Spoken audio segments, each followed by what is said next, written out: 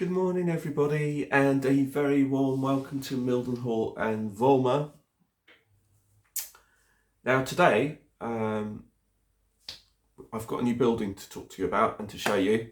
But before we go there, there's a couple of other things I need to talk to you about first. Basically, today was supposed to be, and I did say on my last video that today is supposed to be a video on me being transgendered and all the rest of it. But today isn't going to be that. In fact, it's not actually going to happen. And the reason why it's not going to happen is I'm just going to say briefly what it is before we move on to the crux of today's video. But basically, I just felt that actually, I've never been one to advertise who I am. I just am who I am, and people just take me for what it is. So I just decided that actually I'm just going to be myself, and I'm just going to carry on as normal, which is to put up another video to do with the layout. The only thing I am going to say about the reason why I was going to put up the other video is purely because today is an anniversary. Today marks 14 years to the day since I actually went full-time. And then when I say full-time, obviously transgender, living my life this way.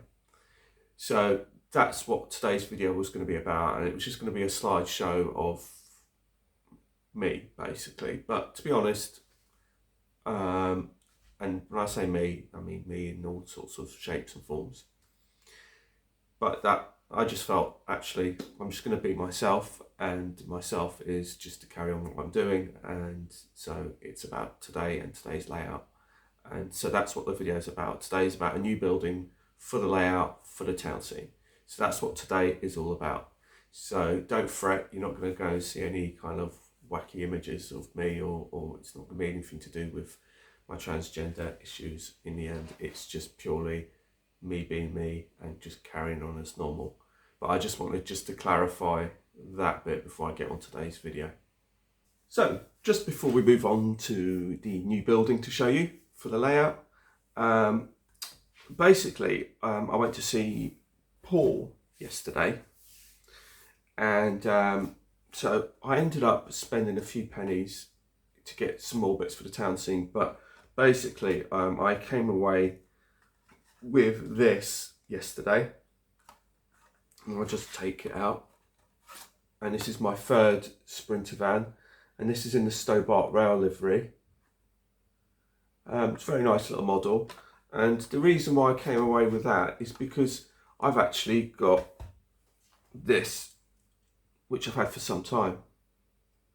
And I'm going to put it onto the town scene. And basically, the whole point of getting this one was the fact that I actually wanted to use it as an escort vehicle, just to sort of go ahead of the lorry to clear the way, because it's such a large vehicle with a crane. It doesn't actually have any lights on the top or anything, but I know I can get some from Scale Model Scenery, so I might very well fit a little flashing LED in there and just make it out like it's escorting the lorry. So that's that.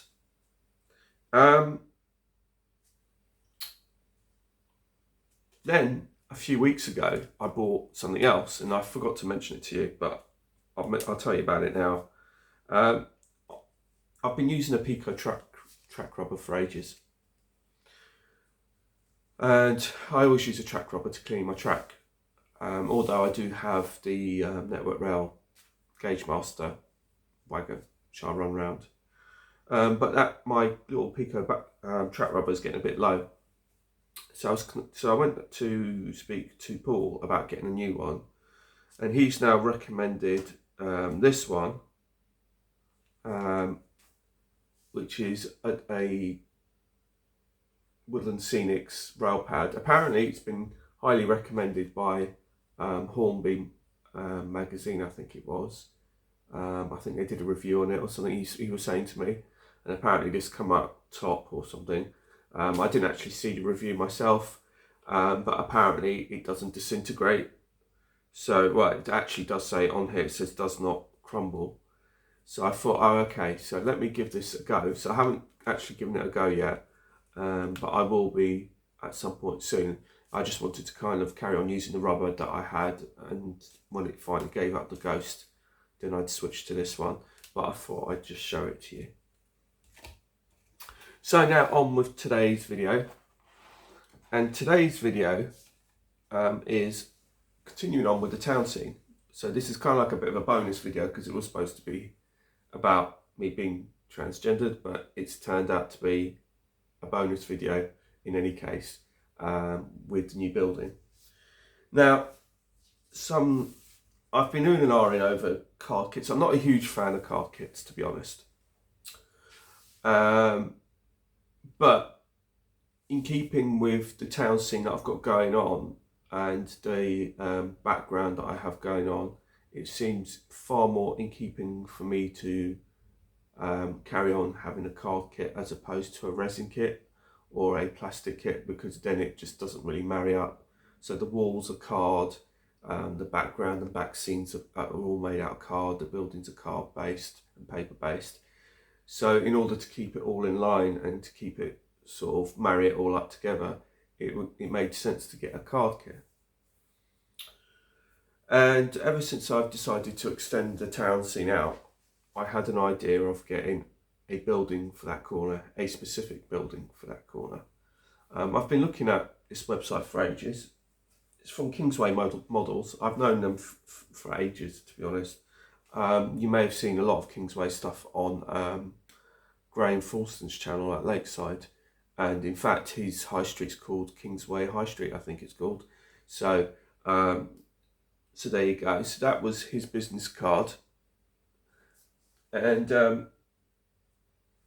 so what did I get from Kiingsway Models? Well, I bought a bus garage. Surprise, surprise. I think every single layout that I've had has always had a bus garage. This one's been no exception. I do have the small one, which I will show you because I'll compare the two, and then you can have a look. And I was going through all the ones on the Kiingsway Models website, and primarily they do London bus garages, but they also do sort of like London country just outside the suburbs, kind of like around Staines, Dorking, that kind of stuff, Cobham. So, you know, he doesn't do anything like up north or like right in the far extremes of the country. He's basically, it's London and the suburbs. So I ended up getting this card kit, which is Wandsworth Garage. And the reason why I chose Wandsworth Garage is I looked at the dimensions, and it turns out it would sort of fit in the dimensions that I've got going on at the back there. And also the main reason was that Wandsworth Garage is a garage that holds quite dear to me as a bus driver. The actual garages that I was based at was V. I think they were coded, bus garages. So V was Stamford Brook, which is where I was based. That's where I learnt to drive buses in London for London United. I was training out of there, and then I went to FW at Fulwell to do some training over there. But my home base was basically back at, once I passed my test, was back at Stamford Brook, which is V. But he didn't actually do V, Stamford Brook Garage, and I was also based at Sion, I think it's Sion Park or Sion Isleworth. This is for when I was at Armchair as well. But again, he didn't do that one, and he also didn't do Ashgrove, which is Cambridge Heath, which is towards Hackney. So, but the thing is with Wandsworth Garage is Wandsworth Garage, which is the one I bought, is actually very, very close to my parents live in London. So, and I've been past this garage on so many occasions, and actually the bus routes that were actually based here at the time, one of the bus routes actually goes directly past my mum and dad's house. So that's why I've kind of got a connection with Wandsworth Bus Garage. It's actually Wandsworth Bridge rather than Wandsworth Garage, I think. So as you can see, it's got the old Routemaster, so it's primarily kind of 80s, 70s, 80s really. But the building is still there and still used. Today it's mainly used by the original sightseeing tour, which is run by Arriva, I think. However, there is going to be a bit of modeller's license, because basically I can get Arriva original sightseeing tour buses if I want to, but I'm not really too keen on that. So I think I'm just going to go with the London United ones, which I have, which was the company that I really worked for when I first passed my test. And I've also got some others which are also connected with the general area. So that's why I ended up going for Wandsworth Garage. So it came in a sturdy envelope, and I have actually built it. So I'm going to talk to you about a little bit about it and what my thoughts are on it. So you get a set of instructions, and I have to say this is the set of instructions you get. At the bottom, which is a nice little touch, you've got some posters, and you've actually got some destination boards and running numbers for the various routes that ran out of Wandsworth Garage. So if you've got the RMs, RMLs from EFE, then you can simply just cut these out and sort of stick these on top and change the destinations. So that is really cool. But to be honest, that's a bit too old for my layout. So there is a bit of modeller's license going on my layout. There is a period where it is. So I'm kind of using this garage as kind of like for my London United stuff, although they never ran out of Wandsworth. Wandsworth is, like I said, it's run by Arriva at the moment with their original sightseeing tours, although mainly around that part of the world it's London General. But like I said, you get a load of instructions and stuff like that. But as you can probably see from the instructions, this isn't really kind of like, what I'd say about this kit is it's somewhere in between a super quick kit and a Metcalfe kit. I think that's the best way to describe it, because if anyone's built a super quick kit, you'll know that how difficult some of them can really be. The instructions are really vague on some of them, and it can be really quite tricky. I've built a few super quick kits, and as nice as they are, they can be a bit frustrating to put together. Whereas I find with the Metcalfe kits, they tend to be kind of a little bit more self-explanatory, and they tend to be more user-friendly. And one of the big drawbacks that I find with this kit is that everything has to be cut out individually. You know, you have to get the scalpel and literally cut out every single piece. There's no like pre-cut, anything's pre-cut, and you just got to just slice the little tabs just to pop it out, and it's just there and done. No, there's none of that at all. It's all pretty much, you have to get the scalpel out and literally cut every single piece out individually. So, you know, to be honest, it wasn't, when I bought the kit, I was doing an R-ing about it, because I was considering all the pitfalls of it. And, you know, I was thinking to myself, is it going to be easy to put together? Is it going to be, am I going to get really frustrated for it and then just throw it and lob it? And so it has been, to be honest, it has been a bit of a frustrating build. Not as frustrating as it could have been, but yeah, they could have done better. But then again, these kits have been around for some time. I guess like the super quick kits, they've been out for donkey's years. So they're still producing the same kits. So I guess, you know, with Metcalfe, they've moved on with the times in some senses and make it a little bit easier.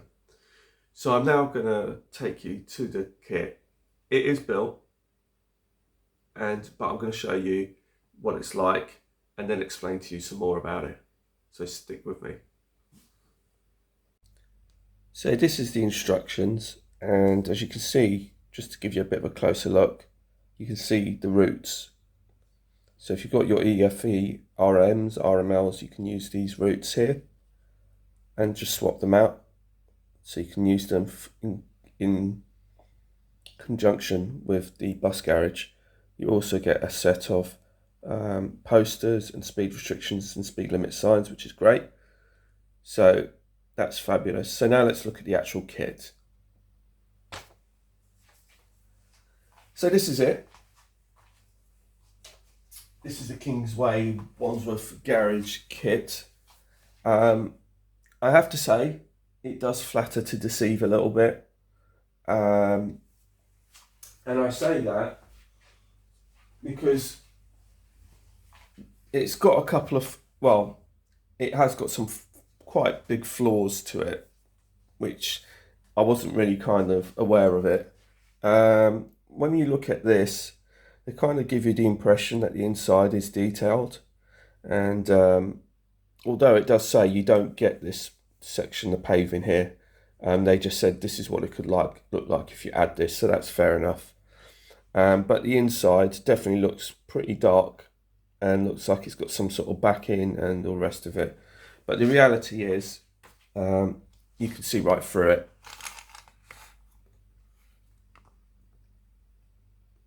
So I was a bit disappointed with that.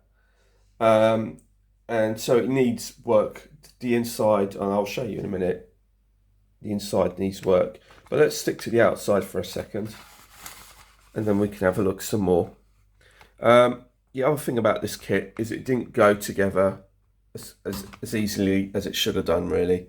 There is a number of issues with it. It does say that you'd have to probably trim a load of stuff, and it turns out you had to trim a lot because none of it really quite fitted properly. The roofs had to be trimmed properly. The ventilation had to be trimmed. This back bit here, there wasn't quite enough brickwork, so again you've had to kind of kit bash it. This has actually been kit bashed because as you see it here, this is how they want you to have it. According to the sheet, if you look at it, that's pretty much how it is. But because of it, I want it to fit on my layout. The way I want it to fit on my layout, I want it to fit that way around, because that suits my layout better and where it's going to go, which I will show you, but not today, because otherwise I'll give too much away. On the next video. So I'm just going to show you, we're just literally talking about this building today. And as you can see, also the edges tend to be not all that overly well finished. So I'm going to have to paint these out or put some sort of capping just to tidy them up. So it doesn't really look, you know, so these are things that I look at it and I just think, you know, yeah, I paid £14 for this kit, and I would say, is it worth it? I would sort of say just about. I wouldn't want to pay too much more than that, if I'm being honest. It wasn't the most easiest of kits to put together. It wasn't necessarily the easiest of instructions to follow, but I got through it. I had to read it over and over a few times in order to make sure I got it right.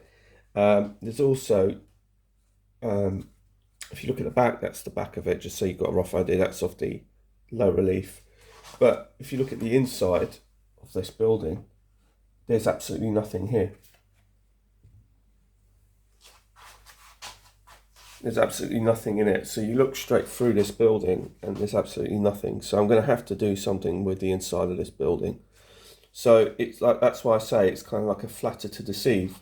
And if you look at this, there isn't even much of a strengthening. You can see that they haven't even given you a strengthening piece to put across here. So I'm going to have to do something with that as well. So I'm a bit sort of dubious and a bit disappointed about it. And also, you know, I've now got to tidy this up here on the sides here to make it look a bit better. So overall, you know, I'm a bit, you know, yeah, okay, I've paid the money, but it's not quite what I thought it was going to be. But yeah, it does a job. And I think once it's on the layout, it's one of those that from a distance you look at it and you think that looks fabulous. But the reality is, like I said, it does flatter to deceive a little bit on the inside. But I do have a plan. Now, my original thought, this is Bull Dillon Bus Garage, my old one, which I scratch built from nothing. And you could almost argue that this actually looks better than what that does. And this has got some actually got some plastic corrugated sheets which I could use if I wanted to upgrade this, which I might do at some point. But the inside is what I'm going to look at, because at least with the inside I painted it out. So if you did put it in and you looked in, you know, you're not looking at like the wall tiles through the back of the building. So I'm going to have to do something similar with this building. So that's what I'm going to be doing with this building. I'm going to do the inside to modify it so it looks very similar to this. And then that way, when you do look into the building, you're not just going to see blue sky of the back scene behind it, because that's just totally unacceptable. So I'm just a little bit disappointed, because I was under the impression that, you know, it's like I said, you buy a kit from Metcalfe or something and you get a complete kit. And I just think if you're going to buy a kit where you can see through the building, then they should at least give you some detailed interior. But hey ho, it is what it is. I really like it. Like I said, I think it's just about worth the money I paid, but I wouldn't want to pay too much more. And I think there is a bit of flattering to deceive, really. Like I said, I think the ones that I've ended up making, this one is probably come out better. And I was originally going to extend this one out so as not to need to buy one from Kiingsway. But when I looked at their websites, I always liked their bus garages and always liked the way they look. And now I've got one, I sort of now know, yeah, I've got this one, but okay, I won't be getting any more. But like I said, it's a nice enough kit. And but like I said, so let's have a little look see of the outside as well, the sides. So this is the bit that I kit bashed. It was actually supposed to be on the other side, and that was supposed to be on this side. But like I said, I've swapped it over so it suits where I'm going to put it on the layout. And then if I spin this around, you get a side view of what it looks like. This is, and then you've got this bit at the back. Now this will go up against the wall, but as you can see, you know, it could have done with a strengthening piece here, but there wasn't one. And like I said, when you look at it from down below, you know, there's absolutely nothing there. So it needs something. And so I'm going to be doing something with it. And we'll see how we get on with it. And then from the other view, that's the bit. And this bit here was supposed to butt up against this white line. That's what they were saying that you're supposed to do, butt that up to there like that, like so.